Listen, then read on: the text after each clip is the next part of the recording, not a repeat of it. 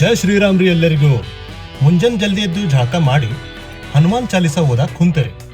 ಹನುಮಾನ್ ಚಾಲಿಸ ಓದಿದಾದ್ಮೇಲೆ ನಾ ಕುಂತೆ ಭಗವದ್ಗೀತೆ ಓದಾಕ.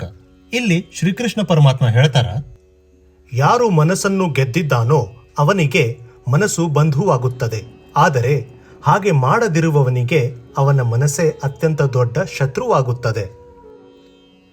ಆಮೇಲೆ 1 ತಾಸು ಮೆಡಿಟೇಷನ್ ಮಾಡಿಕೊಂಡು ನಾ ಗ್ರೌಂಡಿಗೆ ಬಂದೇರಿ ವರ್ಕೌಟ್ ಮಾಡಾಕ. ಸ್ವಲ್ಪ ಬಿಸಿಲಿತ್ತು, ಹಂಗ ಸ್ವಲ್ಪ ಚಳಿ ಇತ್ತು, ಮಜಾ ಬಂತ್ರಿ ವರ್ಕೌಟ್ ಮಾಡಾಕ. ವರ್ಕೌಟ್ ಮುಗಿಸಿ ಮನೆಗೆ ಬಂದು ಪ್ರೋಟೀನ್ ಕುಡಿದೆ. ಅದಾದ್ಮೇಲೆ ಸುಲ್ಗಾಯಿ ತಿಂದೆ ರೀ. ಸುಲ್ಗಾಯಿ ನನ್ನ ಫೇವ್ರೇಟ್ ರೀ, ಅದಕ್ಕೆ ಫುಲ್ ಮಜಾ ಮಾಡ್ಕೊತ ತಿಂದೆ. ಆಮೇಲೆ ಊಟ ಮುಗಿಸಿ ಎಲ್ಲ ಕೆಲಸ ಮುಗಿಸ್ಕೊಂಡು ಸಂಜೆಗೆ ನಾನು MMA ಕ್ಲಾಸಿಗೆ ಬಂದೀನಿ ನೋಡ್ರಿ.